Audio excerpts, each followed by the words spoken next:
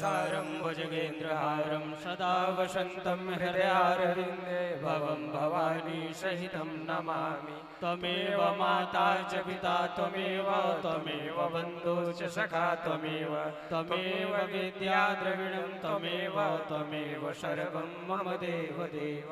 मन्दारमाला कुलकालकाले कपालमालाञ्जलिशेखरायै दिगम्बरायै च दिगम्बरायै नमः शिवाय। ॐ नमः शिवाय।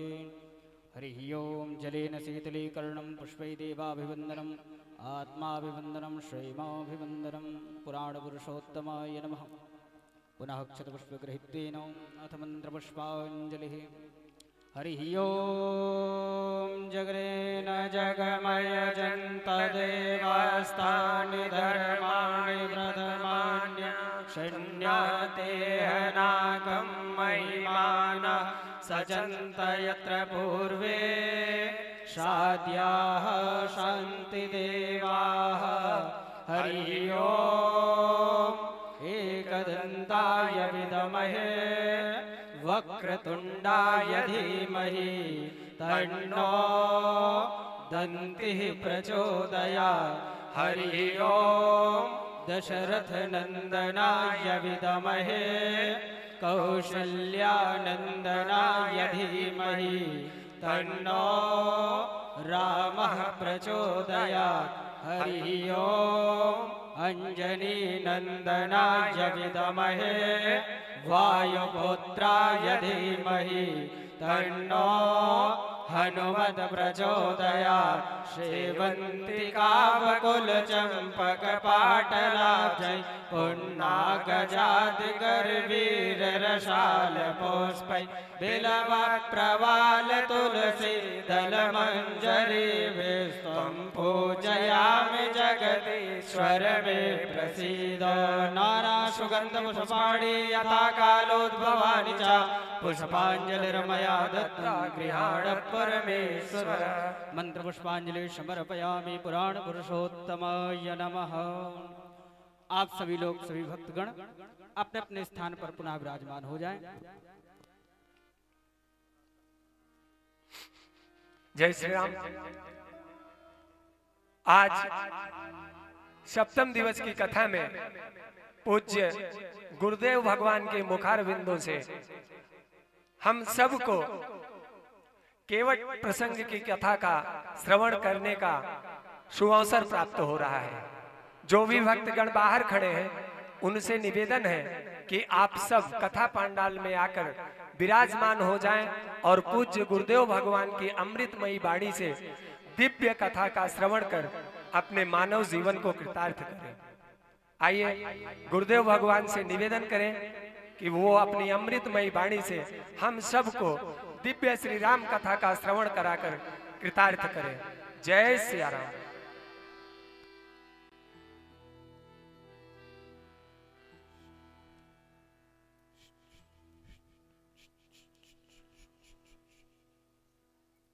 श्री राम राम श्री राम राम श्री राम श्री राम राम श्री राम और बोलूंगा श्री राम राम। बहुत बढ़िया।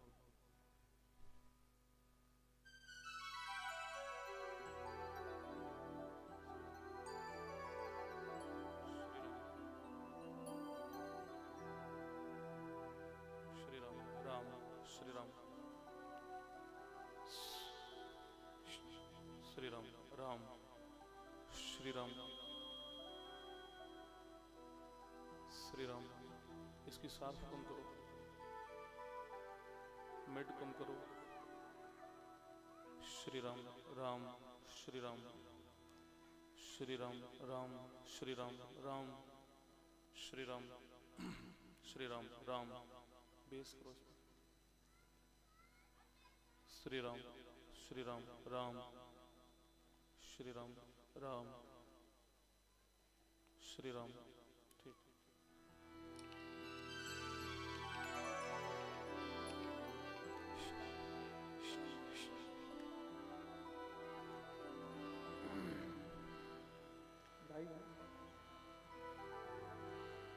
ढाई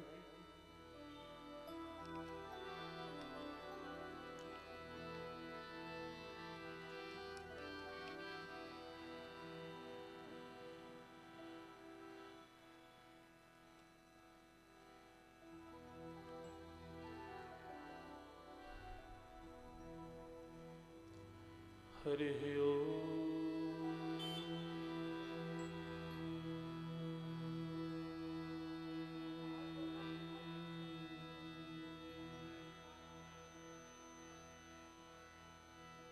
श्री गणेशाय नमः।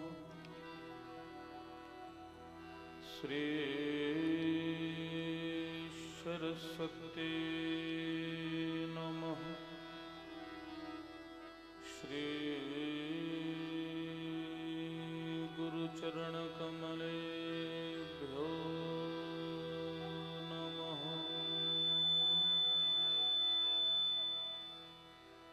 ध्येयं सदा परिवपुग्नमभीष्टदोहम् तीर्थास्पदं शिवविरञ्चिनुतं शरण्यम् भृत्यार्तिहं प्रणतपालभवाद्धिपूतं वन्दे महापुरुषते चरणारविन्दम्।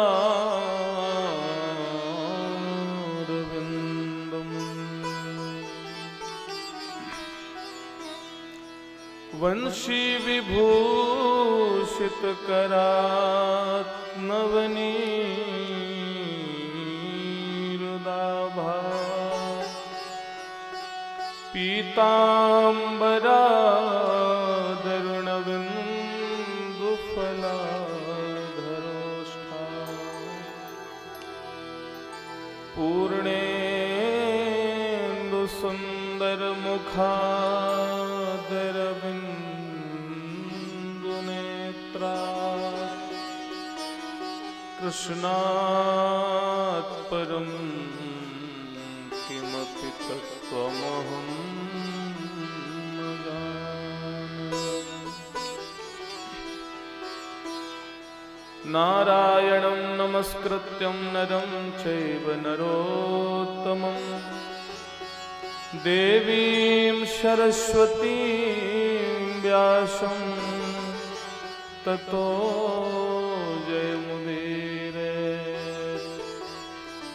श्रीसीतानाथसमारम्भां श्रीरामानन्दार्यमध्यमाम् अस्मदाचार्यपर्यन्तां वन्दे श्रीगुरुपरम्पराम्।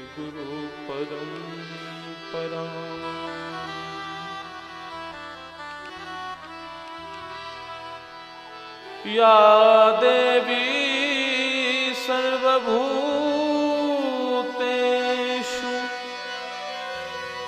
मातृरूपेण संस्थिता नमः तस्यै नमः तस्यै नमः तस्यै नमो नमः। जयति जयति मायां यस्य कायादवस्थे वचन रचनमेकं केवलं चाकलया ध्रुवपदमपि जातो यत्कृपातो ध्रुवोऽयं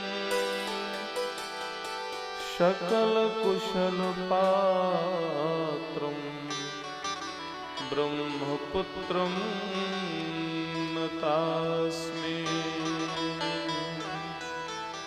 सकलकुशलपात्रं ब्रह्मपुत्रं नतास्मि। लोकाभिरामं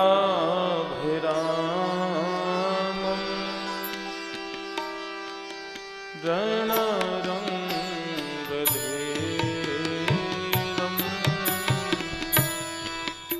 राजीवने सारसारं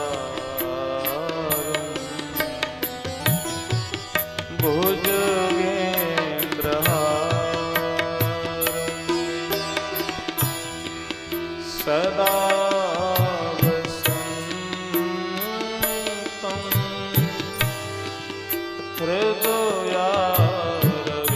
हृदयारविन्दे भवं भवामि शयितुं नमामि भवं भवामि शयितुं नमामि मनोजवं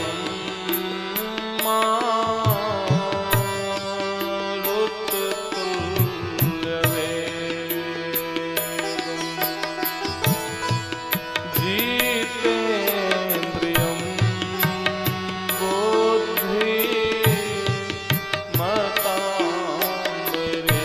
बुद्धिमताम्बरेष्ठम् वातात्मजं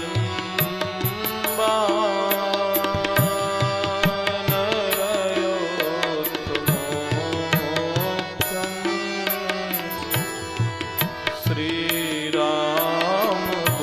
श्रीरामदूतं शरणं प्रपद्ये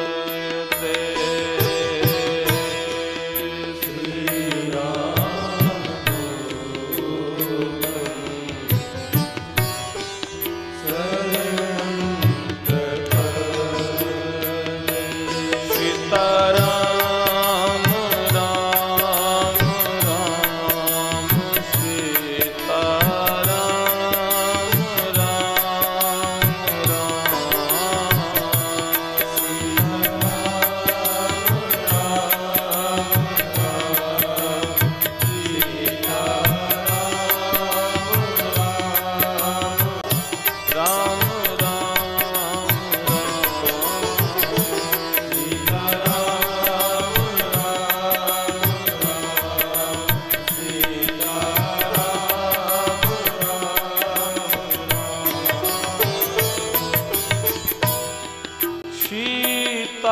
राम चरण रति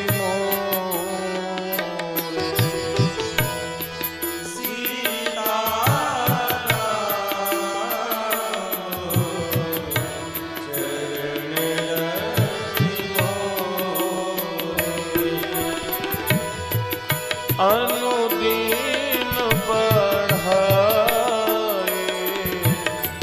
अनुग्रह तोरे अनुदीन बढ़ाए अनुग्रह तोरे जेहि विधि होई नाथ हित मोरा जेहि विधि होई नाथ हित मोरा करहु सुदेगी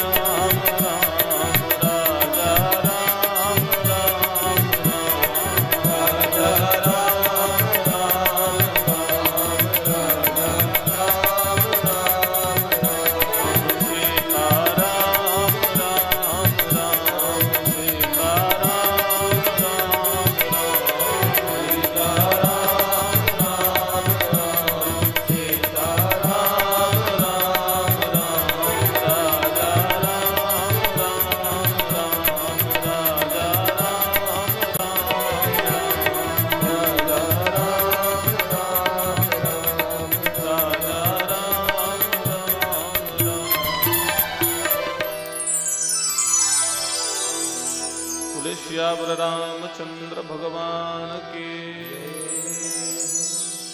श्री कनक भवन बिहारी बिहारिणु जी सरकार के, श्री वृंदावन बिहारी बिहारिणु जी सरकार के, श्री अयोध्यानाथ भगवान के,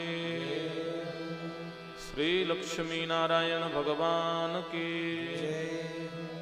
शंकर भगवान के, श्री हनुमान जी महाराज के, श्री संतोषी माता के, श्री संकट मोचन धाम के, नमः पार्वती पतये हर हर हर महादेव।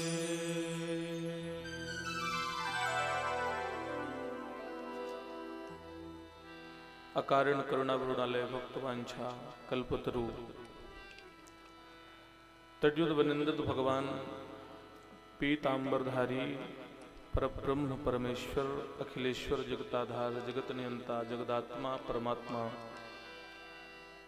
श्री राघव जी के चरणारविंदों को प्रणाम करते हुए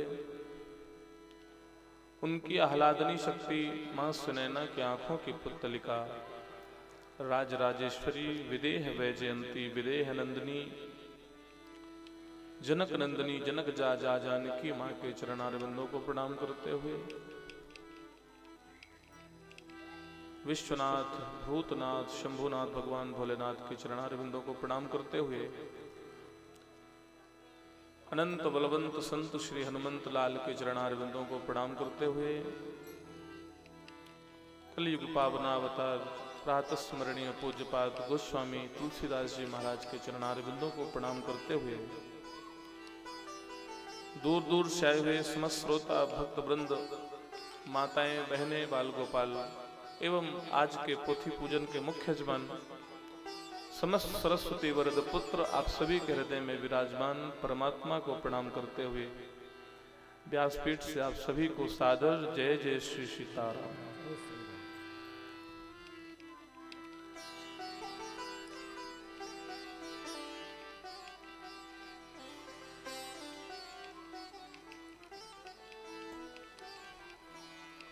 आइए हम कथा में प्रवेश करें। इसके पूर्व कल कौन कौन आए थे कथा में? हाथ उठाएं। सभी थे। कल की कथा कहां तक सुनी गई थी? है याद किसी को? वनवास। वनवास में कहा?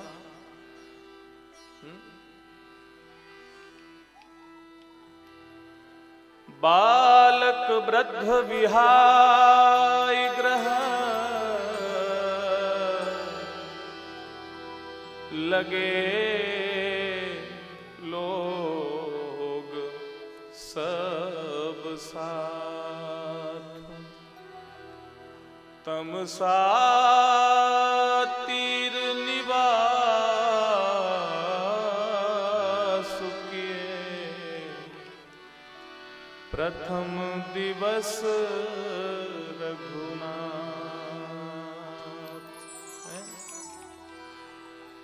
कल हम ये बच्चे हल्ला कर रहे हैं, आयोजक भैया यहाँ मिश्रा जी बच्चे यहाँ बहुत हल्ला कर रहे हैं, इनको पकड़ के एक एक चांटा मारिए।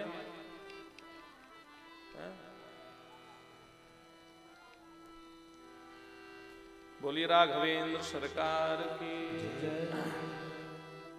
तो कल हम सुन रहे थे कि भगवान के साथ सारी अयोध्या नगरी के जितने बालक वृद्ध विहाय हैं सब उनके साथ में आकर तमसा नदी के तट पर विश्राम के लिए रुके हैं। और भगवान श्री राम ने सोचा है कि यदि मैं इन सब के साथ ही यात्रा प्रारंभ करूंगा तो यात्रा में बहुत सारे विघ्न आएंगे। क्यों?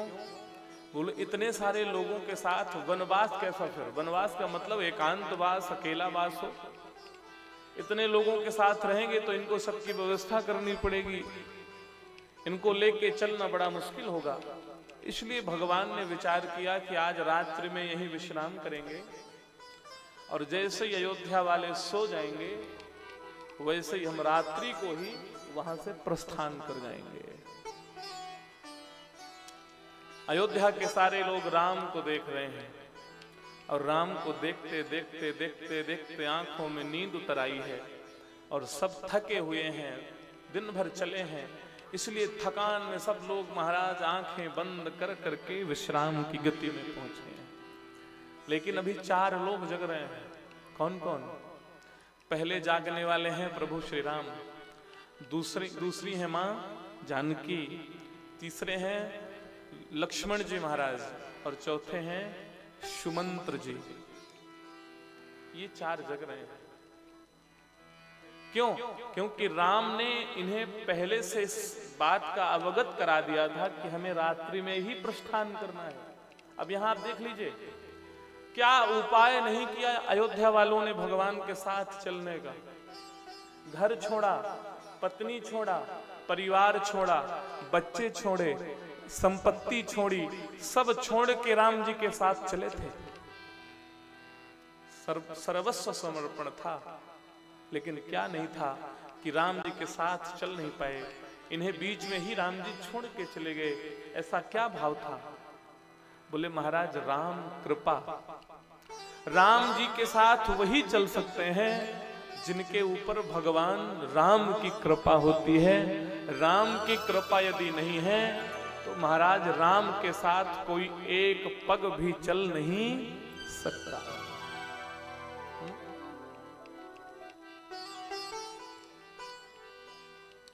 राम कृपा बिन आव न जाई। राम की कृपा के बिना संभव नहीं है महाराज।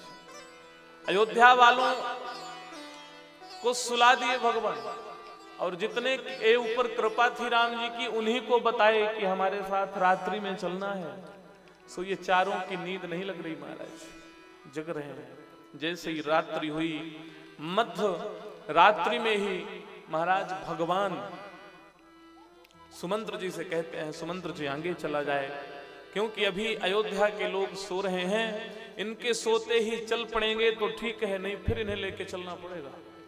इसलिए सुमंत्र जी ने रथ सजाया है और रथ सजा के सुमंत्र जी ने महाराज राम लक्ष्मण सीता जी को प्रतिष्ठित किया है रथ में और बैठा करके महाराज निकल पड़े। निकलने के पहले सुमंत्र जी ने पूरे रथ के पहियों को चारों ओर घुमाया है। क्यों? क्योंकि रथ के पहिए के निशान बनेंगे और अयोध्या वाले घूम घूम के जान जान के पहुंच जाएंगे, इसलिए चारों ओर रथ दौड़ा दिया ताकि पहिए समझ में ना आए कि सब जगह पहिए पहिए दिखे महाराज, कुछ समझ ही ना पाए लोग। रथ दौड़ा दिया और रथ दौड़ाने के बाद महाराज आगे निकल गए। तब तक राम जी के जाने के बाद प्रातः काल भई और प्रातः काल सब उठे महाराज। जागे सकल लोग भय भो, जागे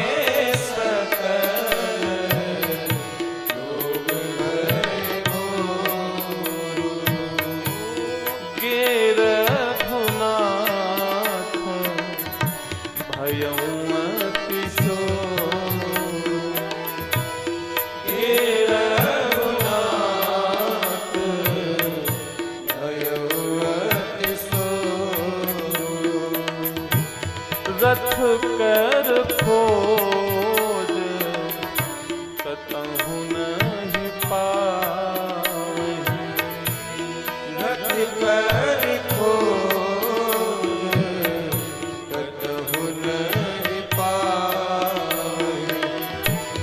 राम राम कहि चहु दिश धावहि, राम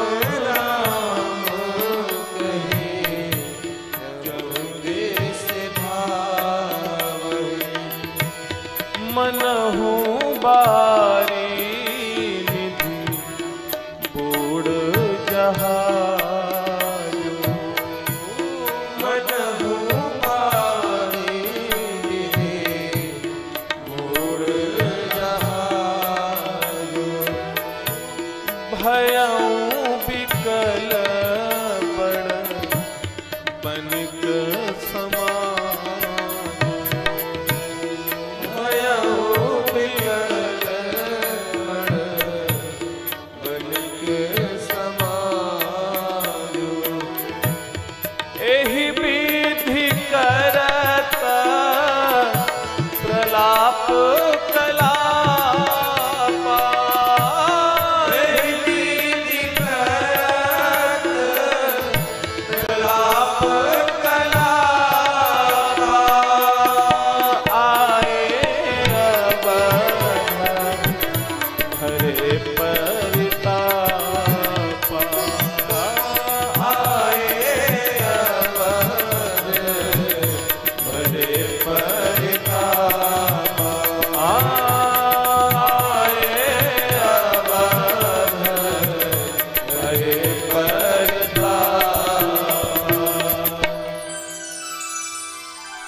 जागे सकल लोग भय भोरू। भोर हुआ, भोर हुआ तो सब लोग जागे। जाग कर देखा राम जी, लक्ष्मण जी, सुमंत्र जी और रथ कहीं दिखाई नहीं दे रहा। बिहाल हो गए महाराज, व्याकुल हो गए। चारों ओर दहु दिशा महाराज, 10 दिशाओं में धावते हैं। कोई पूर्व भाग रहा है, कोई पश्चिम जा रहा है, कोई उत्तर जा रहा है, कोई दक्षिण जा रहा है। भगवान को ढूंढने का महाराज अनुपम प्रयास किया है, लेकिन भगवान मिले नहीं है। मनहु वारी निधि बूढ़ जहाजू। आज अयोध्या वालों को ऐसा लगता है कि मानो जिस जहाज में बैठ के हम चल रहे थे, आज वो जहाज ही पूरा डूब गया है। और उस जहाज के डूब जाने के कारण हम सबके प्राण भी महाराज चले जाएंगे, ऐसा सोच रहे हैं। भय बिकल बड़ बनिक समाजू। जैसे कोई बहुत बड़े महाराज सेठ का धन समाप्त हो जाए अचानक से और फिर उसकी स्थिति देखने लायक होती है, बस वही स्थिति आज अयोध्या के वासियों की है जब राम जी ने छोड़ के गए महाराज। सब आपस में चर्चा कर रहे हैं। एक ही एक देहु उपदेशु, एक दूसरे को उपदेश कर रहे हैं। अरे ठीक है, मैं सो गया था, क्या तू क्यों सोया था? अरे पहले से ऐसा संगठन क्यों नहीं बनाया? पहले से ऐसा महाराज नियम क्यों नहीं बनाया कि पहले हम सोए फिर तुम सो फिर हम सोए? ऐसा करते तो 1-2 लोग जागते रहते तो राम जा नहीं पाते, जाते तो एक बंदा जगा देता। सब आपस में उपदेश कर रहे हैं। तब तक एक वृद्ध ने कहा, भैया अब तुम्हारे उपदेश करने से कुछ होने वाला नहीं है। का वर्षा जब कृषि सुखानी। अब राम जी चले गए हैं तो राम जी के जाने के बाद अब कुछ कहना सुनना सब बेकार हो गया है। निंदहि आप सराहु मीना, धिग जीवन रघुवीर बिहीना। आज अयोध्यावासी कह रहे हैं कि हमसे अच्छा भाग्य तो उस मछली का होता है जो मछली को जल में ही जीवन माना जाता है, और उस मछली को यदि जल से अलग कर दिया जाए तो कुछ ही क्षणों में तड़प तड़प कर वो अपने प्राणों को दे देती है। हमसे सौभाग्य, हमसे ज्यादा अच्छा सौभाग्य तो उस मछली का है। कम से कम जिस पानी के आश्रय में रहती है उस पानी से दूर होने के बाद अपने प्राणों को छोड़ देती है, पर हमने तो उस मछली को भी नहीं पाया। आज जिस राम के आश्रय हम घर परिवार बाल बच्चे छोड़कर चले थे, आज उस राम के दूर होने के बाद भी हमारे प्राण नहीं निकल रहे। हमसे बड़ा अभागा और कौन होगा? कौन होगा? धिक जीवन रघुवीर बिहीना। ये जीवन धिक्कार है ऐसे जीवन का जो भगवान रघुवीर के भी बिना भी जिंदा है। सब आपस में कलाप करुण क्रंद कर रहे हैं। जो पे प्रिय वियोग विधि कीन्हा तो कस मरन न मांगे दीना। बहुत सारे लोग तो विधि से यानी विधाता से, ब्रह्मा से अपनी मृत्यु मांग रहे हैं कि हम जाके अयोध्या में अपनी पत्नियों बच्चों को मुख दिखाएं, उससे पहले हमारे प्राण ले लो ब्रह्मा। महाराज करुण क्रंदन करते हुए यही विधि करत प्रलाप कलापा, रोते हुए प्रलाप करते हुए सारे अयोध्या वासी अयोध्या पहुंचे। मन उच्चाटित था, आंखों में अश्रु थे, मन उद्वेगित था, मुखमंडल मुरझाया हुआ था। ऐसी अवस्था में जब अयोध्या वासियों के महाराज पत्नियों ने देखा तो पूछा कि आप लोग तो प्रभु श्री राम जी के साथ गए थे, फिर यहां कैसे आ गए? क्या हमारे राम जी भी आ गए क्या?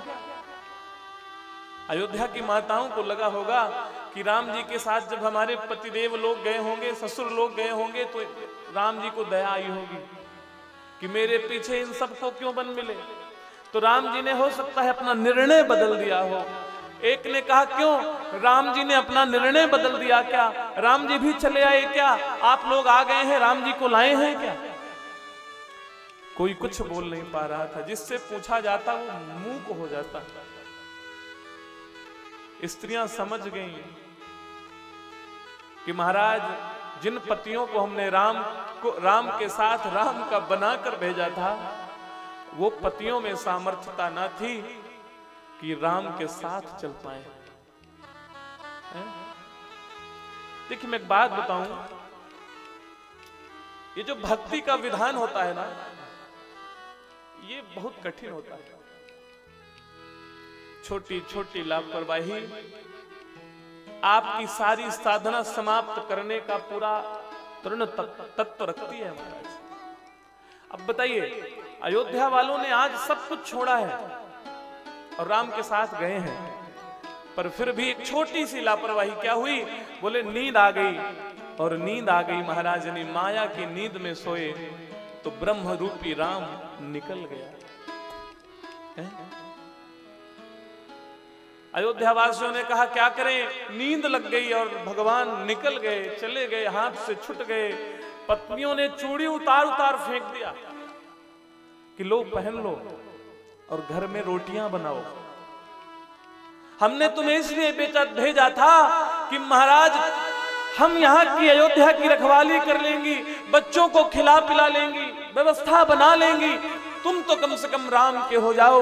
क्योंकि हमने सुना है कि पति यदि जीवन में कोई पुण्य का कार्य करता है तो आधा हिस्सा पत्नियों को प्राप्त हो जाता है, पर यदि पत्नी कोई पुण्य करती है तो पतियों को प्राप्त नहीं होता। अयोध्या की स्त्रियां कितनी महाराज बुद्धिमान हैं। कहते हैं हमने सोचा था कि हम जाएंगी यदि तो तुम्हें कुछ प्राप्त होने वाला नहीं है, पर यदि तुम्हें भेजेंगी तो तुम्हारा किया हुआ आधा पुण्य तो हमें प्राप्त हो ही जाना है। पर तुम इस काबिल भी ना थे, चूड़ियां उतार उतार कर फेंक दिया, लो पहन के बैठ जाओ। अरे तुमसे एक रात्रि ना जगा गया राम के लिए, तुमसे अच्छे तो सुमंत्र हैं, अरे तुमसे अच्छे तो लक्ष्मण हैं, अरे छोड़ो ये तो मनुष्य हैं, तुमसे अच्छे तो वो अश्व हैं, वो घोड़े हैं जो आज राम जी के साथ राम जी की सेवा में हैं। पर तुमसे एक दिन जागा ना गया, एक रात्रि तुमसे जागरण ना हो सका। निवेदन करूं, राम उसी को मिलता है जिसने अपने मोह रूपी निद्रा का त्याग कर दिया हो। जो मोह की निद्रा में अभी भी सो रहा है महाराज, उसके जीवन में राम मिलने वाला नहीं है। रात्रि में तो काम का ही आवाहन होता है, इसलिए काम ही मिलेगा, राम मिलने वाला नहीं है। उठ जाग मुसाफिर रैन गई। महाराज अयोध्या के लोग कहते हैं उठ जाग मुसाफिर भोर भई, अब रैन कहाँ जो सोबत है, अब रैन कहाँ जो सोबत है। उठ जाग मुसाफिर भोर भई, उठ जाग मुसाफिर अब रैन कहाँ जो सोबत है, अब रैन कहाँ जो सोबत है। जो जागत है सो पावत है, जो जागत है सो पावत है, जो सोबत है सो सोबत है, जो सोबत है सोबत है। उठ जाग मुसाफिर भोर भई, अब रैन कहाँ जो सोबत है। उठ जाग मुसाफिर भोर भई, अब रैन कहाँ जो सोबत है। टुक नींद से अखियाँ खोल जरा और अपने प्रभु से ध्यान लगा। टुक नींद से अखियाँ खोल जरा और अपने प्रभु से ध्यान लगा। यह प्रीत करन की रीत नहीं, यह प्रीत करन की रीत नहीं। प्रभु जागत है सो पावत है। उठ जाग मुसाफिर मोर भई, अब रैन कहाँ जो सोबत है, अब रैन कहाँ जो सोबत है। जो कल करना है आज कर ले, जो कल करना है आज कर ले, जो आज करना है अब कर ले, जो आज करना है अब कर ले। जो चिड़ियन खेत को चुग ही लिया, जब चिड़िया खेत को चुग ही लिया, तब पछताएगा होवत है, तब पछताएगा होवत है।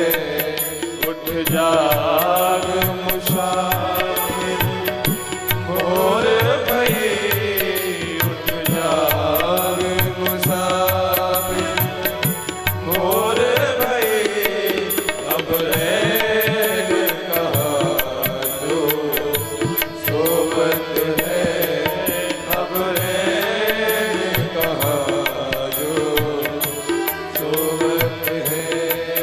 नादान भुगत अपनी करनी, नादान भुगत अपनी करनी।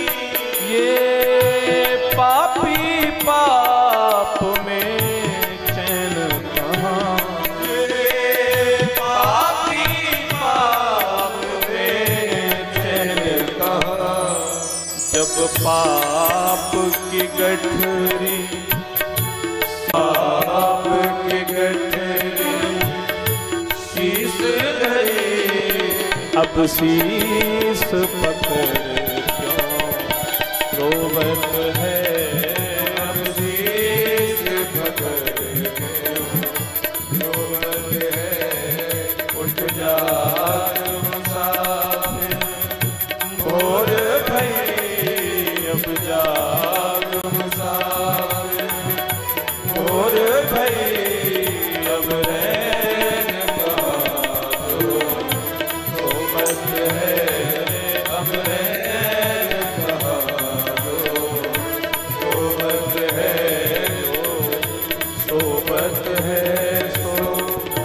होवत है जो सोवत है, सो होवत है जो जागत है, भावत है जो जागत है, सो भावत है जो जागत है, सो भावत है। उठ जाग मुसाफिर भोर भई, अब रैन कहाँ जो सोवत है, अब रैन कहाँ जो सोवत है। अयोध्या की माताओं ने कहा, ब्रह्म रूपी राम मिलने के बाद भी तुम्हें माया की नींद आ गई। और बड़ा धिक्कार जीवन को दिया महाराज अयोध्या वासियों ने। बहुत पश्चाताप हुआ अपनी करनी का। यहाँ अयोध्या में वियोग की महाराज ज्वाला जल रही है, तो वहां प्रभु श्री राम लक्ष्मण और सीता मैया के साथ सुमंत्र जी के साथ आगे बढ़े हैं। शीय सुमंत्र भ्राता सहित कंदमूल फल खाए, शयन कीन रघुवंश मणि आय पलोटत जाए। भगवान आगे बढ़े हैं। आगे बढ़ने के बाद पहुंचे हैं निषाद राज गुह की नगरी श्रृंगवेरपुर।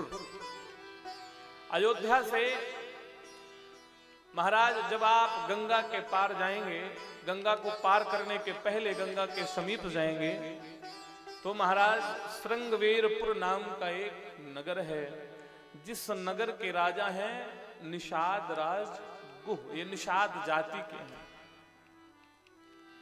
और राम जी के बड़े अलौकिक मित्र हैं ये। अब प्रश्न उठता है कि राम अपने पूर्ण जीवन में अयोध्या से वशिष्ठ जी के यहाँ और वशिष्ठ जी के यहाँ से फिर मिथिला, और मिथिला महाराज गए हैं। इसके अलावा भगवान कहीं गए ही नहीं। रामचरितमानस में उसका कोई वर्णन नहीं है। फिर ये निषाद राज जी मित्र कैसे हो गए? इनकी मित्रता कब हो गई? तब मानस शंका समाधान में ये बात लिखी है कि महाराज राम जी जब छोटे थे, अयोध्या रहते थे, तो निषाद राज गुह भी अयोध्या जाते थे। क्यों? क्योंकि अयोध्या में निषाद राज जी का ननिहाल था। क्या था? ननिहाल। मामा के यहां जाते थे। तो राम जी, लक्ष्मण जी, भरत, शत्रुघ्न ये छोटे छोटे थे, निषाद राज भी उसी उम्र में थे। तो ये सरयू के तट पर जब खेला करते थे, तब राम जी के और निषाद राज जी की मुलाकात हुई। कई वर्ष निषाद राज जी अयोध्या में रहे और राम जी के बड़े अलौकिक मित्र बने। राम जी के मित्र बनने के पश्चात जब बहुत समय व्यतीत हो गया और निषाद राज जी अपने श्रृंगवेरपुर अपने गांव आने लगे, तो राम जी से मिलने जाते हैं। और मिलने जाते हैं तो राम जी को प्रणाम करते हैं। तब राम जी ने इन्हें अपने हृदय से लगाया था अयोध्या में। निषाद राज जी ने कहा, राघव मैं जा रहा हूं, अब तुम राजा के पुत्र हो, कल राजा बनोगे, इसलिए फिर तुमसे मुलाकात हो पाए ना हो पाए कुछ कहना नहीं भाई, आप बड़े बड़े कार्यों में व्यस्त हो जाओगे। मैं एक गरीब आदमी निषाद जाति का, फिर मुझे लोग मिलने भी देंगे कि नहीं मिलने देंगे, इसलिए मैं आपसे आज मिलने आया हूं। निषाद राज की ऐसी बातें सुनकर राम जी की आंखें भर आई। राम जी ने निषाद राज को हृदय से लगाया और कहा, निषाद आज हम वचन देते हैं कि हम राजा बाद में बनेंगे, पहले आपको राजा बनाएंगे। जब आप राजा बन जाएंगे तब हम राजा बनेंगे। इसलिए क्योंकि एक राज्य के राजा को दूसरे राज्य के राजा से मिलने में कोई समस्या नहीं होती है, तुरंत मिलाया जाता है, इसलिए हम पहले आपको राजा बनाएंगे। देखिए यही है राम राज्य की कल्पना। केवल खुद राजा बन के आनंद में रहे, ये राम राज्य नहीं हो सकता। स्वयं केवल पद में प्रतिष्ठित हो जाएं और आनंद में रहें, ये राम राज्य की कल्पना नहीं है। बोले राम राज्य की कल्पना है कि महाराज एक चींटी की भी प्रसन्नता के लिए राजा अपने जीवन भर के दुख अपने ऊपर ओढ़ ले, ये है राम राज्य की कल्पना। निषाद राज को विदा किया है प्रभु श्री राम ने। आज ऐसा मौका लगा कि महाराज निषाद राज राजा हैं और राम एक वनवासी हैं। जब राम पहुंचे हैं श्रृंगवेरपुर, देखिए समय की क्या महिमा होती है भाई साहब। जो निषाद ये कह रहे थे कि आप राजा बन जाएंगे, आपसे मिलने में बड़ी अड़चन आएंगी, आज वो निषाद राजा बने बैठे हैं और जो राम है वो महाराज वनवासी बन के उसी राज्य के महाराज बॉर्डर पे आकर खड़े हुए हैं। जैसे श्रृंगवेरपुर का बॉर्डर पहुंचे भगवान, दूतों ने जाकर के निषाद राज को बताया, राजन हमारी नगरी में 3 वनवासी आते हुए नजर आ रहे हैं। निषाद राज ने कहा देखता हूं जाकर के। जाकर देखा तो राम जी को पहचान लिए निषाद राज जी। जैसे निषाद राज के पास प्रभु श्री राम आए, महाराज गदगद हो गए। निषाद आनंद से महाराज हृदय से लगा लिया राम जी ने निषाद जी को। निषाद जी ने जब राम जी को इस वेशभूषा में देखा तो आंखों में आंसू आ गए और कहने लगे प्रभु क्या बात है, कहीं तीर्थ यात्रा में जा रहे हैं क्या?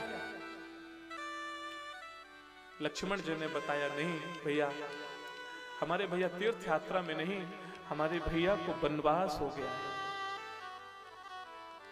कहीं कहीं कोटि कोटि की कथा प्रसंग, सारी कथा का प्रसंग लक्ष्मण जी ने बताया है महाराज निषाद जी को। निषाद जी सुनते रहे, सुनते रहे, सुनते सुनते आंखों में अश्रु भर आए। राम वनवास जा रहे हैं, लक्ष्मण जी कैसे? तब लक्ष्मण जी ने कहा मां की प्रसन्नता के लिए राम जी वनवास जा रहे हैं। निषाद राज जी अपने आप को संभाले, राम जी को ले गए, एक वृक्ष के नीचे बैठाया है। बैठा करके कंद मूल फल ला करके प्रदान किए हैं और निवेदन किया है, करी दंडवत भेंट धरियांगे प्रभहि बिलोकत अति अनुरागे। अनुराग के सहित जो भेंट लाए थे राम जी से मिलने के लिए, वो भेंट सामने रखा और भेंट बता नहीं पाए कि मैं क्या लाया हूं, क्योंकि जब राम जी के दुख को सुना निषाद जी ने तो महाराज एकदम दुख में आ गए। अंत तो गत्वा निषाद जी ने राम जी से कहा, राम ये मत समझिएगा कि आप मेरे राज्य में हैं, ये पूरी धरती अयोध्या की राज्य में है।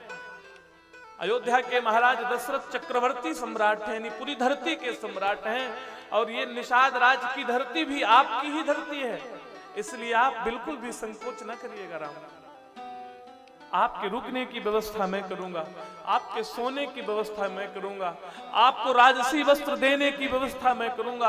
आप केवल हाँ कह दीजिए कि आप मेरे बनाई हुई व्यवस्था में रहेंगे, केवल इतना कह दीजिए। राम जी ने कहा मित्र, हम जानते हैं आप हमारी हर व्यवस्था करने में पारंगत हैं, आप हमारी हर व्यवस्था कर देंगे, लेकिन हम वनवासी हैं, हम एक दिन से ज्यादा कहीं रुक नहीं सकते हैं। आपकी बहुत श्रद्धा है तो आज की रात्रि हम आपके यहाँ विश्राम करेंगे, आप यहीं एक झोपड़ी का निर्माण करा दीजिए, यही रात्रि आज हम सोएंगे। निषाद जी ने हाथ जोड़कर कहा, भगवान कैसी बात कर रहे हैं, आपका ही घर है, मेरा घर आपका घर है, और मेरा घर आपका है तो आप अपने घर में क्यों नहीं रह सकते हैं? अलग से कुटिया बनाने की क्या जरूरत है? मेरा घर आपका घर हुआ, आते जाते रहा कीजिए राम जी, आते जाते रहा नाथ। मेरी सकल संपदा आपकी है, मेरा घर, मेरा द्वार, मेरी धरती आपकी है, फिर बताइए आप क्यों नहीं चल सकते अपने ही घर में? राम जी ने कहा नहीं, हमने प्रतिज्ञा लिया है मित्र कि हम घरों पर नहीं वनों पर रहेंगे, सो वन के जैसी ही हमारी व्यवस्था आप बनवा दीजिए, बड़ी कृपा होगी। बिना मन के निषाद जी लक्ष्मण जी के साथ एक कुटिया का निर्माण करते हैं और महाराज सुमंत्र जी देखते हैं और देखते हैं तो आंखें भर भर आती हैं कि राम पागल हो गए हैं क्या? जिन्हें अयोध्या जैसे महलों की संरचनाएं भी बेकार लगा करती थी, जिन्हें महाराज मखमल का बिस्तर भी कठोर लगा करता था, आज वो राम इस झोपड़ी में सोएंगे। कैसे कैसे राम पागल हो गए हैं क्या? बार बार राम के पास जाकर प्रार्थना करते हैं, राम चलिए ना, राम चलिए ना, लेकिन राम बार बार सुमंत्र जी को रोक देते हैं। लक्ष्मण जी अपने हाथों से कुटिया का निर्माण करते हैं। बिछावना के लिए महाराज कांस और कुसा बिछाया गया है।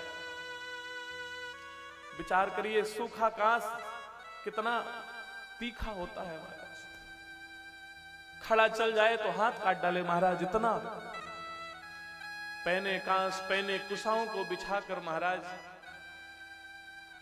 लक्ष्मण जी ने अपनी एक गमछा जो लिए थे वही गमछा ऊपर से बिछा दिया कि राघव को कोई समस्या ना हो जाए। बिछा करके महाराज निषाद जी लाकर राम जी को दिखाते हैं, राघव देखिए इस कुटिया का जो निर्माण हुआ है कैसा है। लय रघुनाथ ही ठाहू दिखावा, देखिए ना प्रभु कैसा बना है। राम मुस्कुराते हुए कहते हैं, बहुत अच्छा निषाद, आपने बहुत अच्छी रचना कर दी। सीता राम दोनों महाराज सायंकालीन श्री सुमंत्र भ्राता सहित कंद मूल फल खाई। खाते क्या है? बोले केवल फल खाते हैं, कंद मूल फल। खाने के बाद महाराज उसी कुटिया में जाकर के विश्राम करते हैं। सीता जी प्रभु श्री राम के चरणों को दबाती हैं और महाराज लक्ष्मण और निषाद जी बाहर कुटिया के दक्षिण भाव में कोने में थोड़ा सा कुटिया से दूर, ताकि हमारे बोलने से हमारे बात करने से कहीं हमारे राम जी को हानि ना हो, उनकी नींद में बाधा ना हो, इसलिए थोड़ा सा दूर निषाद और लक्ष्मण जी बैठे हैं। इधर राम जी बड़े सुंदर दिव्य नींद में सो गए। धन्य है प्रभु श्री राम जिन्होंने हर परिस्थिति का वर्णन कैसे किया है। महाराज आज स्वयं देखिए कैसे कांस और कुसा की महाराज सैया पर भगवान सो रहे हैं। समय व्यतीत होता गया, मध्य रात्रि हुई, राम लक्ष्मण तो सो गए, महाराज राम सीता तो सो गए, पर लक्ष्मण और निषाद जी को नींद नहीं आ रही है। महाराज इन्हें नींद नहीं आ रही है।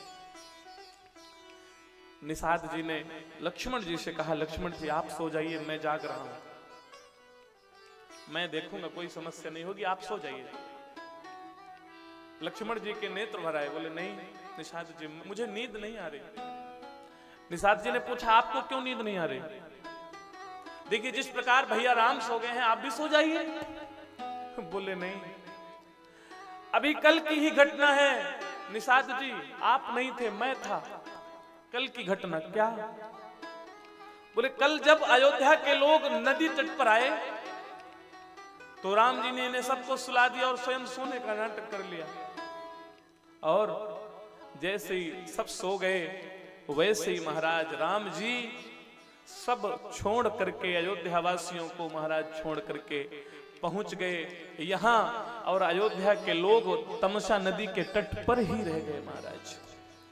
इसलिए निषाद जी आज ही मैं उसी क्षण मैंने निर्णय कर लिया था, उसी क्षण मैंने इस बात का निर्णय किया था कि अब मैं महाराज जब तक 14 वर्ष राम जी की सेवा में रहूंगा तब तक मैं सोऊंगा नहीं, क्योंकि जिस दिन सो गया उसी दिन राम मुझे छोड़कर आगे निकल जाएंगे और मैं भी अयोध्या वालों की तरह अयोध्या जाऊंगा, इसलिए मैं सोऊंगा नहीं।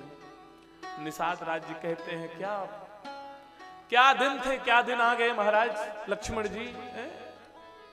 कैकेयी नंदिनी मंदमती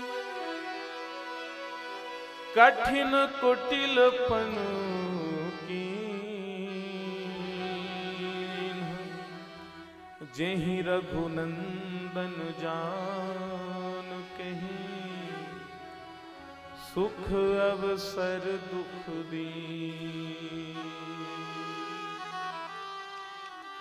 निषाद कहते हैं लक्ष्मण जी, ये कैकेयी मंदमती कैकेयी कैसे राम के सुख के समय इसने दुख दे दिया।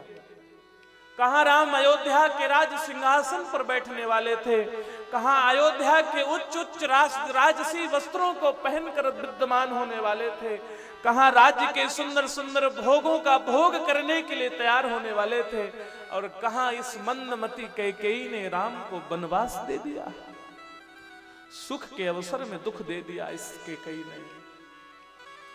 लखन, राम को देखकर मुझे बहुत रोना आ रहा है। तब लक्ष्मण जी ने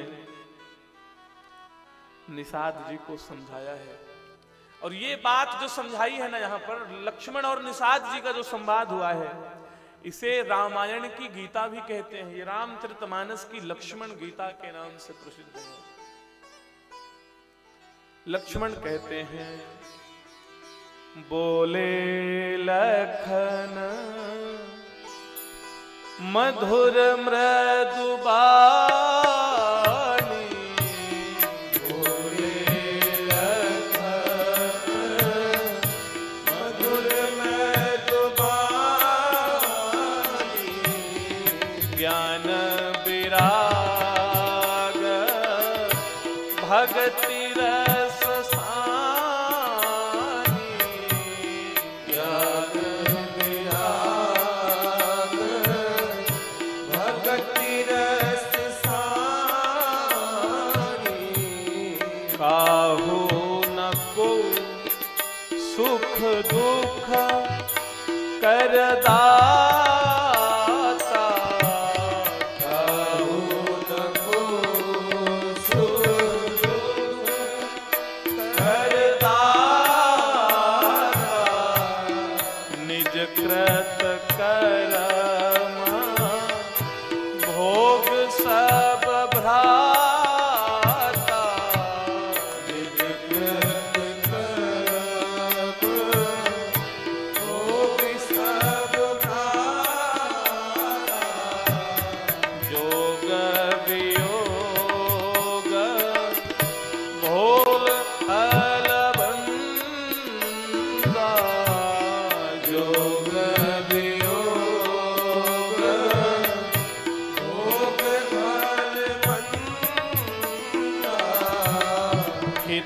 अनहित मध्यम भ्रम फंदा,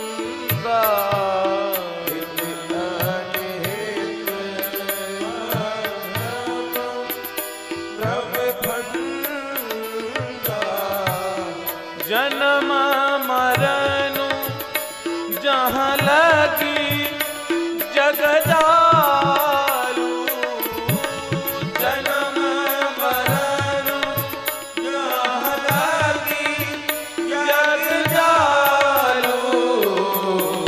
संपत्ति विपत्ति करम अरुकालो।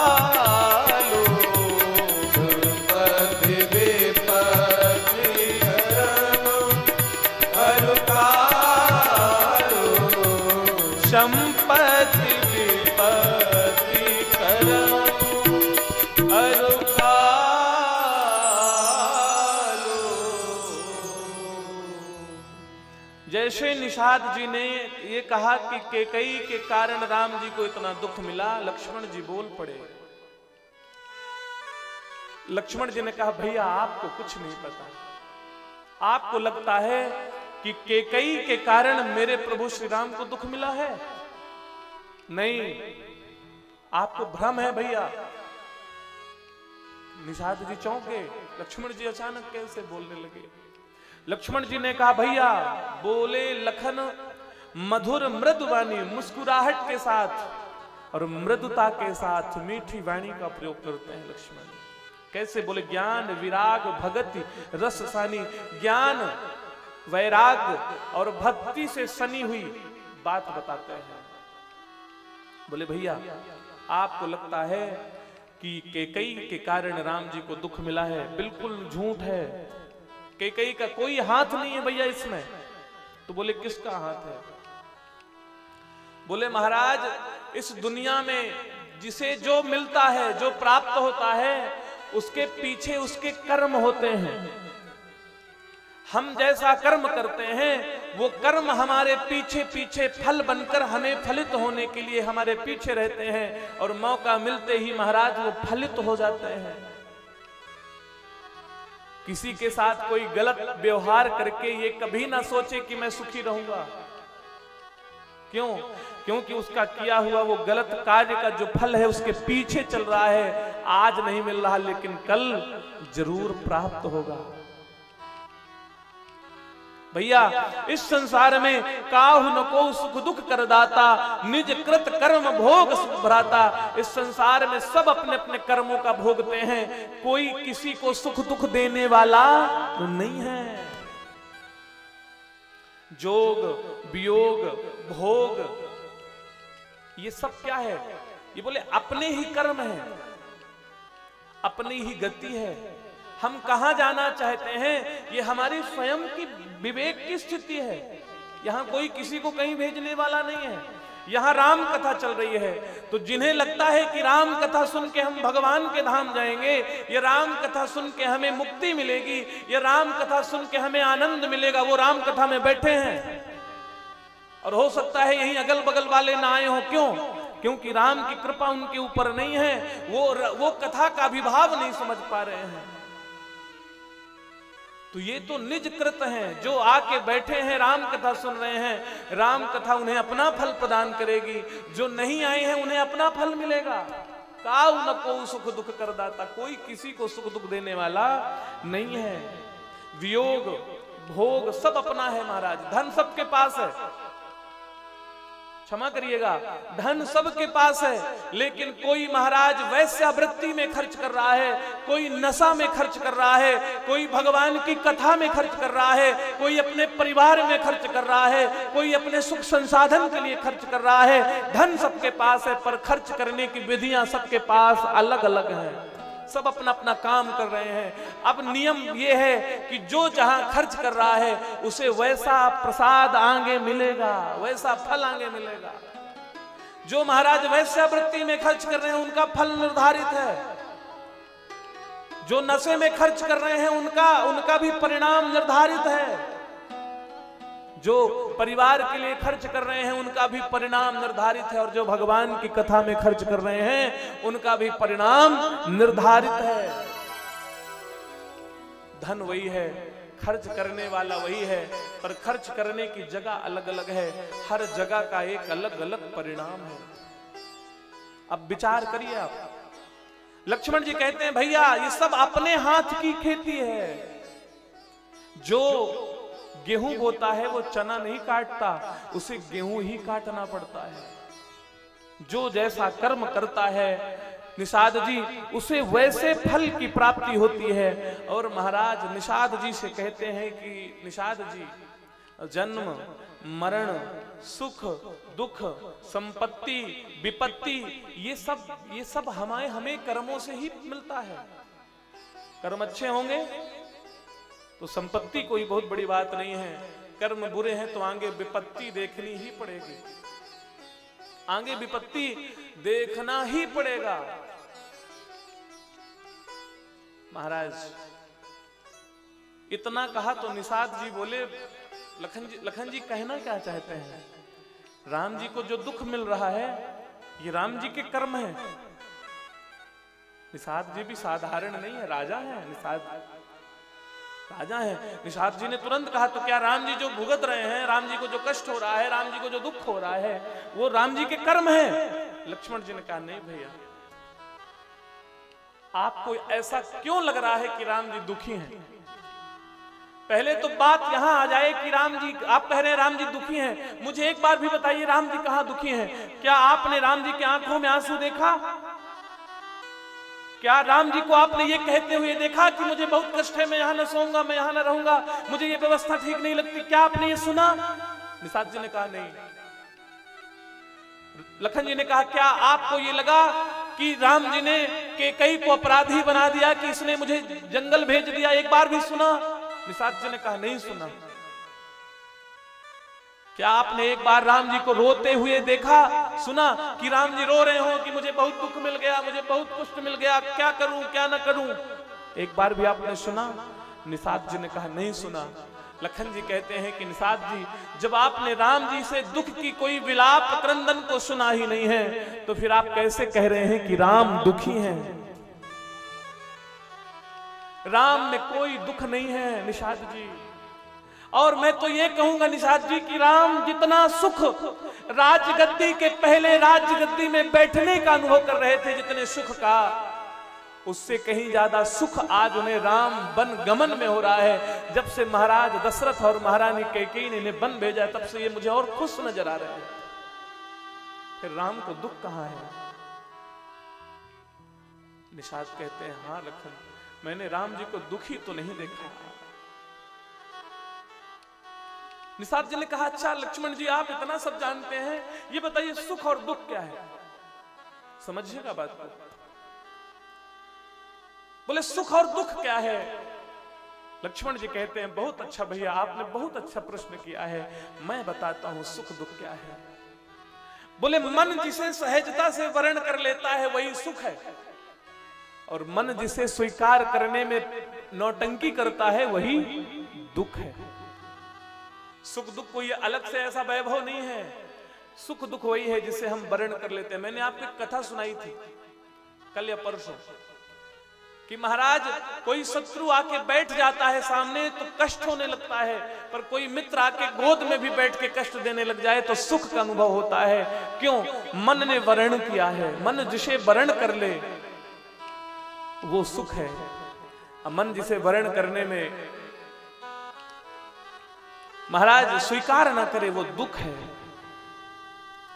लक्ष्मण जी, निषाद जी कहते हैं लक्ष्मण जी तो ये बताइए ये संसार में सुख दुख कैसे मिलता है व्यक्तियों को? लक्ष्मण जी ने कहा कोई सुख दुख नहीं होता, सब मोह निशा में सोते हैं। जैसे मान लीजिए आप सो रहे हो और सोते सोते सपना आ जाए कि हम राजा बन गए, राजा बन गए, 4 महाराज प्रजा हमारे साथ चल रही है, 40 सैनिक हमारे आगे हैं पीछे हैं, हमें दिव्य राज्य गद्दी मिल गई, महाराज कोई बहुत अच्छा पद प्राप्त हो गया, महाराज प्रधानमंत्री या मुख्यमंत्री बन गए, खूब सपने देख रहे हैं और सपने में आनंद आ रहा है, सो रहे हैं, पड़े हैं चारपाई में, पर सपना है महाराज सिंहासन सोने का लगा उसमें सो रहे हैं, आनंद आ रहा है। जगेंगे तो देखेंगे यार वही खटिया वही मड़ैया, कोई न सिंहासन कुछ नहीं, लेकिन हंसेंगे यार सपने में कि सपना बहुत अच्छा हुआ, हंसी आएगी। लेकिन जब कभी सपना आप देख लें कि महाराज कोई आपको मारने के लिए आपका पीछा कर रहा है, आप उससे अपनी जान बचाने के लिए भाग रहे हैं, लेकिन आप भागते भागते थक गए हैं, वो आपको उसने मार दिया है और महाराज आप पसीने पसीने हो जाएंगे सोते सोते, और नींद खुलेगी तो महाराज अपने आप को बहुत अच्छा फील करेंगे, चलो हम जिंदा हैं। लक्ष्मण जी ने बोला यही सुख दुख है। हम रात्रि में सोते हुए जो देखते हैं और देखने के बाद जो अनुभव करते हैं सुख या दुख का, वही सुख दुख है। हमारे जीवन में मोह निशा है महाराज, मोह निशा सब सोवनिहारा, देखिए सपन अनेक प्रकार। लक्ष्मण जी कहते हैं भैया हम सोते हैं, अनेक प्रकार के स्वप्न हमें होते हैं, अब स्वप्न कैसा है उसी से सुख और दुख की स्थिति का वर्णन किया जा सकता है, भ्रम है। लक्ष्मण जी कहते हैं निषाद जी जिस दिन इस मोह रूपी रात्रि से निद्रा समाप्त हो जाएगी, नींद खुल जाएगी, तो महाराज राम रूपी सुख रूपी सवेरा हमारे जीवन के सामने आ जाएगा और हम उस सुबह में आनंद लेने लगेंगे। जिसने अपने जीवन में यह मान लिया है कि सुख के बाद दुख भी है, दिन के बाद रात भी है, और जिसने दिन में आनंद लिया सोचा रात आने वाली है दुखी हो गया, तो इसमें उसका दोष है, रात का दोष नहीं है। रात दिन का तो काम है आना और जाना। हम दिन में सुखी हो जाएं और जैसे ही रात हो वैसे ही दुखी हो जाएं, रात आने वाली है, तो इसमें किसका दोष है? हमारा दोष है। रात दिन तो रोज का काम है आना जाना। उसी प्रकार सुख में हम प्रसन्न रहते हैं, लेकिन जानते हैं कि हर सुख के बाद एक दुख होता है। महाराज एक बात बताऊं, दीपक जो होता है सदा सबको प्रकाशित करता है, पर दीपक के पीछे जो दिया होता है उसके नीचे हमेशा अंधेरा होता है। तो हर प्रकाश के पीछे अंधेरा है। प्रकाश नहीं होगा तो अंधेरे की वैल्यू नहीं होगी। हर महाराज पेशेंट के बाद डॉक्टर है, पेशेंट नहीं होगा तो डॉक्टर की वैल्यू नहीं होगी। हर रात के बाद दिन है, रात नहीं होगी तो दिन की वैल्यू कहां से होगी? केवल दिन ही दिन रहे, रात ना हो तो आपको पता चलेगा दिन का क्या वैल्यू है। उसी प्रकार हर सुख के पीछे एक दुख है। जब सुख आता है तब दुख भी आता है। जिसने सुख को हंसते हुए स्वीकार किया है उसी को दुख को भी हंसते हुए स्वीकार करना चाहिए। जिसने सुख और दुख को हंसते हुए स्वीकार कर लिया है उसके जीवन में कभी दुख आने वाला नहीं है, कभी नहीं है। सखा परम परमारथ एहु मन क्रम बचन राम पद नेहु।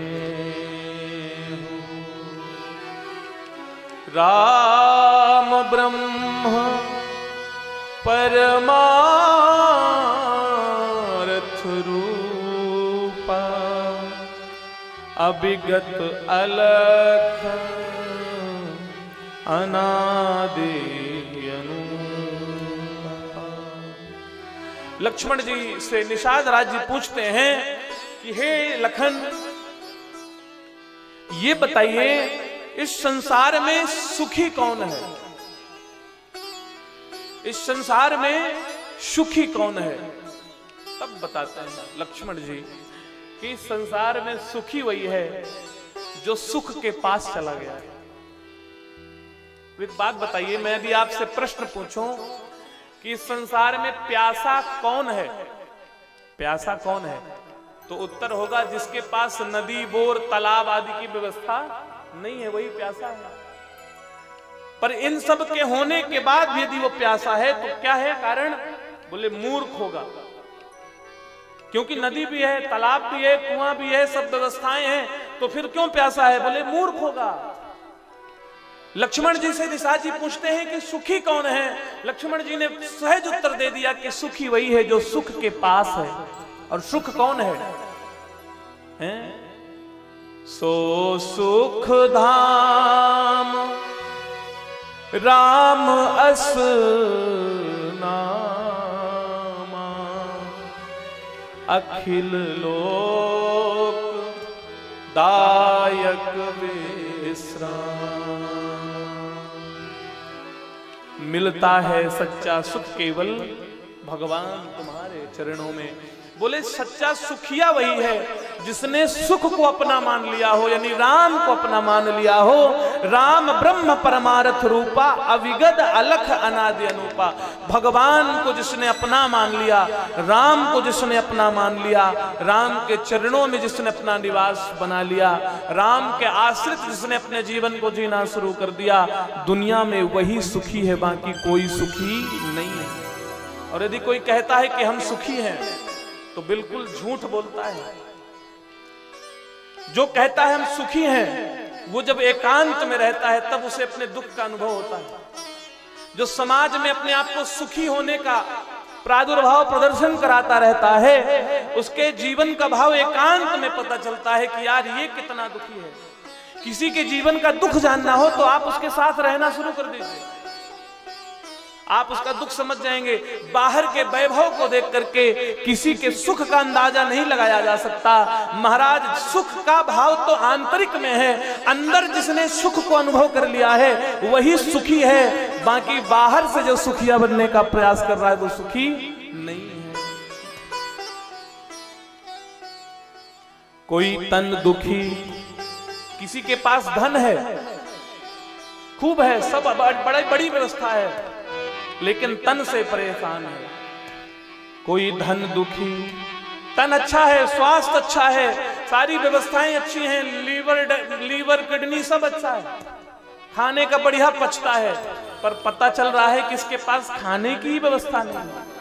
और जिसके पास खाने की व्यवस्था है उसका लीवर काम नहीं कर रहा महाराज, वो डॉक्टर की दवा चबा चबा के पेट भर रहा है महाराज। कोई धन दुखी, कोई तन दुखी, कोई मन बिन रहत उदास, थोड़े थोड़े सब दुखी सुखी।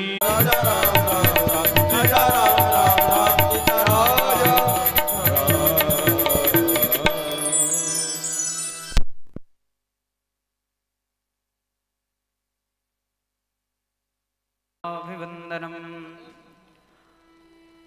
हरि ओम। जगनेन जगमय जन्ता देवास्तानि धर्माणि प्रथमानि षण्यादेहरागं महिमानः सजन्त यत्र पूर्वे साध्याः शान्तिदेवाः। हरि ओम। एकदन्ताय विद्महे वक्रतुण्डाय धीमहि तन्नो दन्तिः प्रचोदयात्। हरि ओम। अंजनी नंदनाय विद्महे वायुपुत्राय धीमहि तन्नो हनुमत् प्रचोदयात्। सेवन्तिकावकुल चंपक पाटलाब्जै पुण्णागजादिकर वीर रसाल पुष्पै बिल्व प्रवाल तुलसी दल मंजरी त्वं पूजयामि जगदीश्वर मे प्रसीद।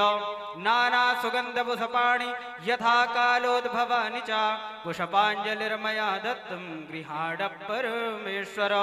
सुमन सुगंधित सुमनलयो सुमन सुबुद्धि विचार पुष्पांजलि अर्पण करो करो मेरे राघव स्वीकार। पुराण पुरुषोत्तमाय नमः। लक्ष्मी नारायणाय नमः। अथ मंत्र पुष्पांजलि समर्पयामि। बोले श्री रामलला सरकार की, हनुमान जी महाराज की, शंकर भगवान की, संतोषी माता की, धर्म की, अधर्म का, विश्व का, प्राणियों में सत्य सनातन धर्म की, पूज्य गुरुदेव महाराज की, पूज्य व्यास जी महाराज की जय जय श्री सीताराम। जय श्री राम। आज लाइट के टेक्निकल प्रॉब्लम की वजह से यह कथा जल्दी विश्राम हुई है। कल पुनः अपने निर्धारित समय से आप सब लोग कथा पंडाल में पहुंचकर पूज्य गुरुदेव भगवान के श्रीमुख से दिव्य कथा का श्रवण कर अपने जीवन को कृतार्थ करें। गेट पर प्रसाद की व्यवस्था है, आप सब प्रसाद लेकर के ही प्रस्थान करेंगे। और कल पुनः कथा का जो पूर्व निर्धारित समय है 3 बजे से 7 बजे तक आप कथा पंडाल में उपस्थित होकर पूज्य गुरुदेव भगवान के श्रीमुख से दिव्य कथा का श्रवण कर अपने मानव जीवन को कृतार्थ करते हुए हम सबको सहयोग प्रदान करें। जय श्री राम, जय Shri Ram.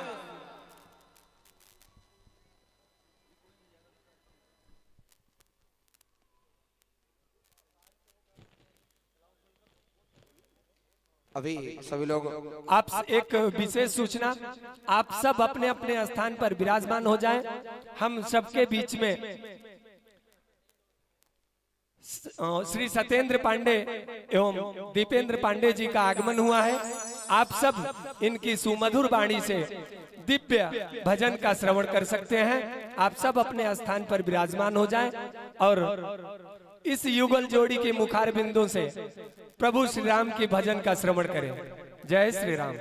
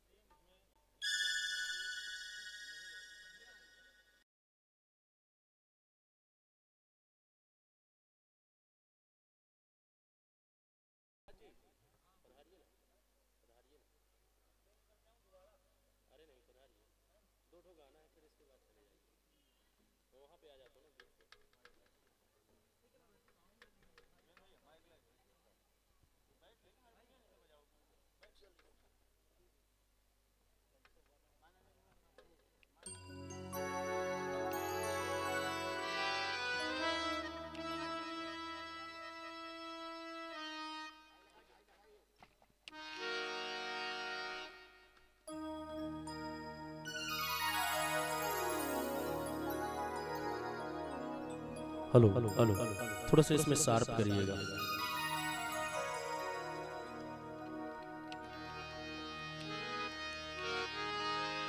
Hello hello hello, थोड़ा सा शार्प और डालिए, हल्का सा मीट।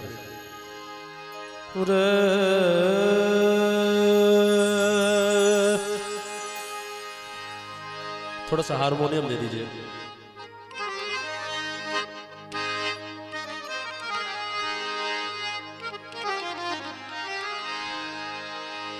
बोलिए सियावर रामचंद्र की।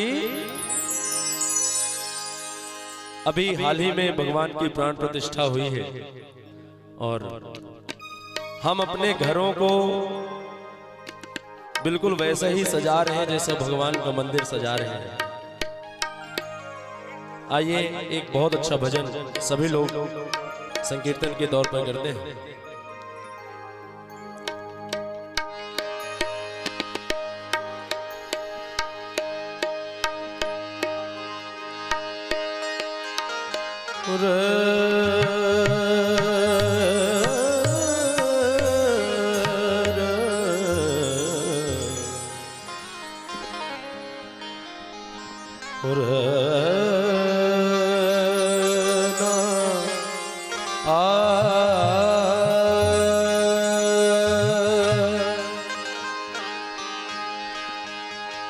नगरी हो अयोध्यासी,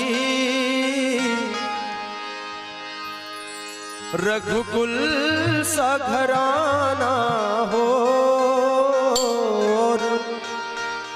चरण हो राघव के जहां मेरा ठिकाना हो।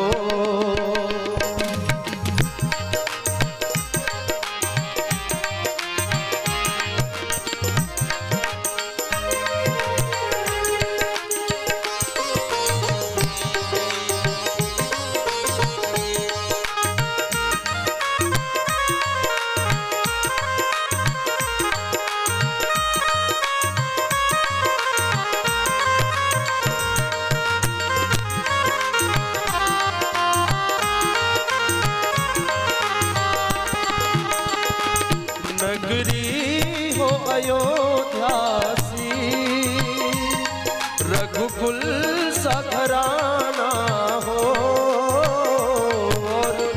चरण हो राघव के जहां मेरा ठिकाना हो, और चरण हो राघव के जहां मेरा ठिकाना हो। तालियों के साथ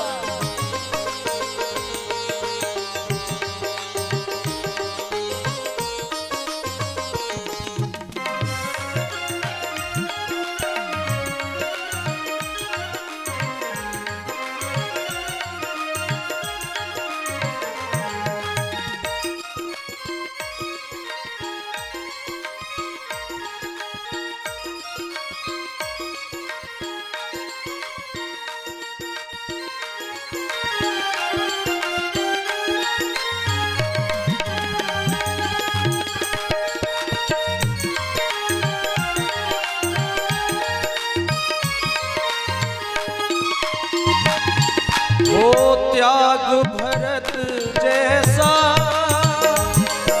सीता सी नारी हो,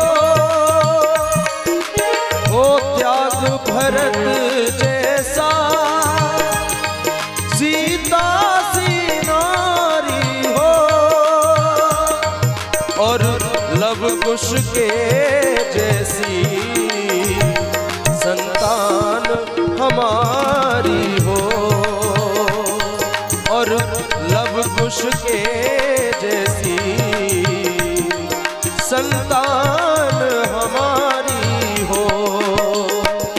नगरी हो अयोध्यासी, रघुकुल सा घराना हो, और चरण हो राघव के जहां मेरा ठिकाना हो,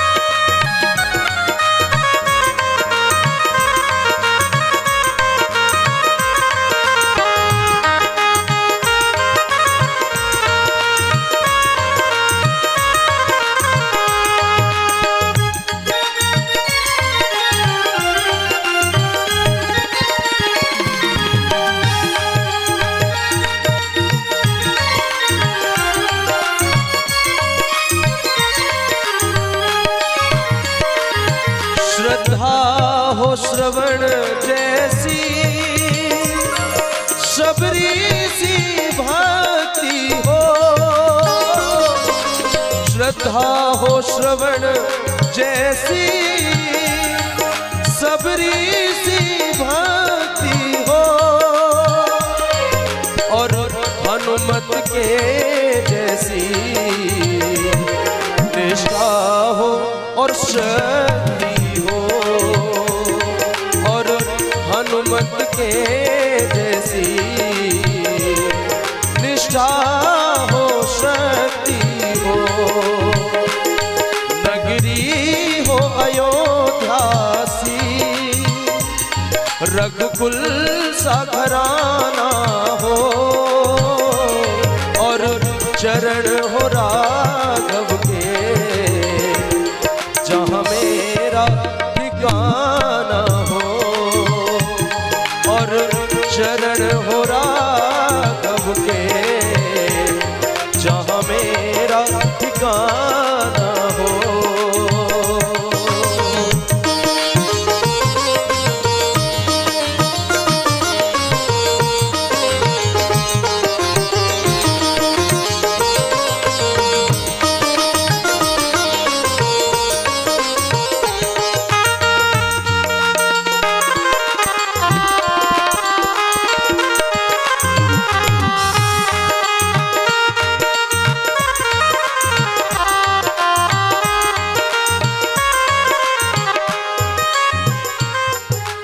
मेरी जीवन नैया हो, प्रभु राम खेवैया हो।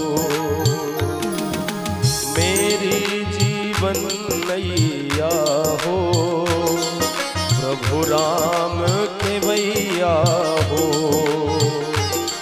और राम कृपा की सदा मेरे सर पर छैया हो। सरयू का किनारा हो, निर्मल जलधारा हो, और दर्श मुझे भगवन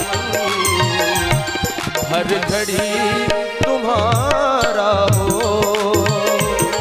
और दर्श मुझे भगवन हर घड़ी तुम्हारा हो। नगरी हो अयोध्या सी, रघुकुल सा घराना हो, और चरण हो राघव के, जहाँ मेरा ठिकाना हो, और चरण हो राघव के, जहाँ मेरा ठिकाना हो, और चरण हो राघव के।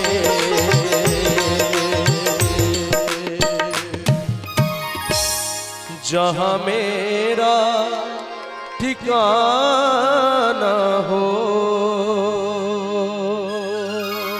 बोल सियावर रामचंद्र की।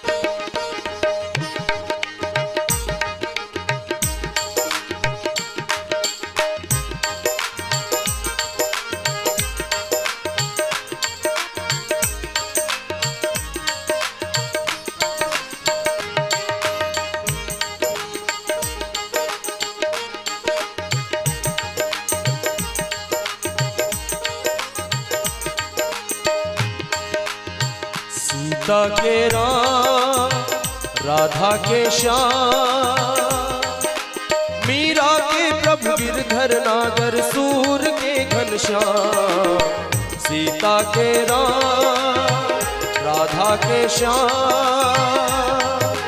मीरा के प्रभु गिरधर नागर सूर के घनश्याम, सीता के राम राधा के श्याम।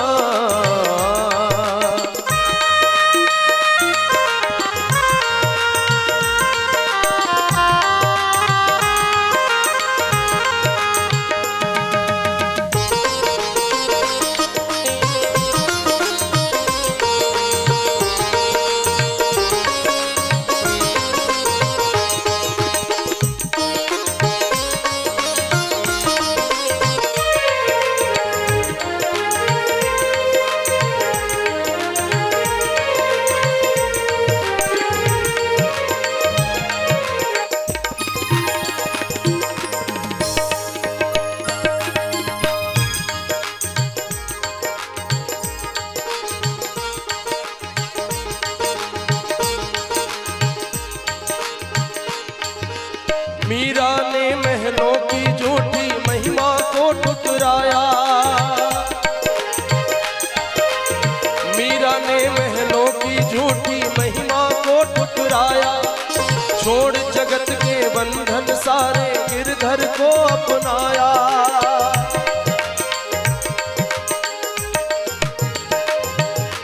मीरा ने महलों की झूठी महिमा को ठुकराया, छोड़ जगत के बंधन अपने गिरधर को अपनाया। बना दिया था इस धरती को राम भक्ति का धाम, सीता के राम राधा के श्याम, मीरा के प्रभु गिरधर नागर सूर के घनश्याम, सीता के राम राधा के श्याम।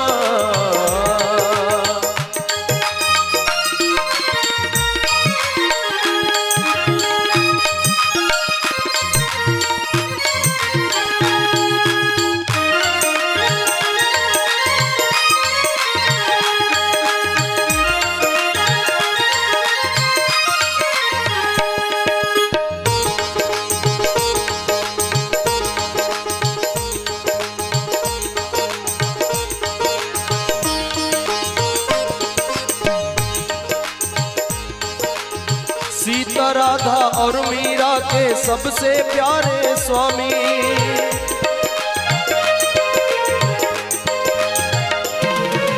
सीता राधा और मीरा के सबसे प्यारे स्वामी, सबसे प्यारे सबसे न्यारे स्वामी अंतर्यामी। सीता राधा और मीरा के सबसे प्यारे स्वामी, सबसे प्यारे सबसे न्यारे स्वामी अंतर्यामी। सदा बनाया करते प्रभु जी अपने बिगड़े का, सीता के राम राधा के श्याम, मीरा के प्रभु गिरधर नागर सूर के घनश्याम, सीता के राम राधा के श्याम।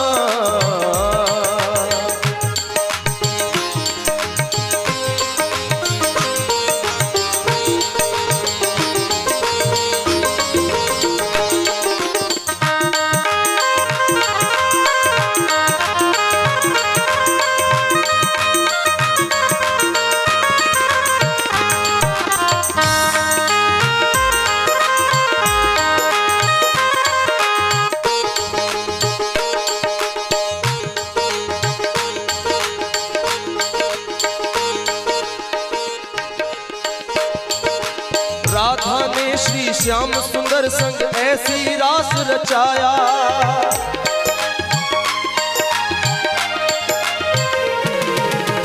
राधा ने श्री श्याम सुंदर संग ऐसा रास रचाया। तीन लोक में श्याम और राधा का ही रूप समाया।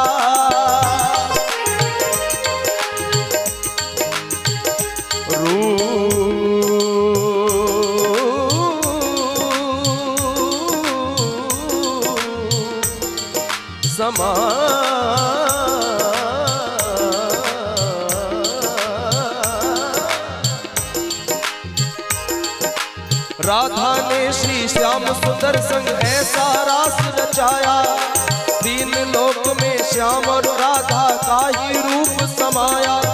कोटि कोटि भक्तों के मुख पर राधे श्याम का नाम, सीता के राम राधा के श्याम, मीरा के प्रभु गिरधर नागर सूर के घनश्याम, सीता के राम राधा के श्याम।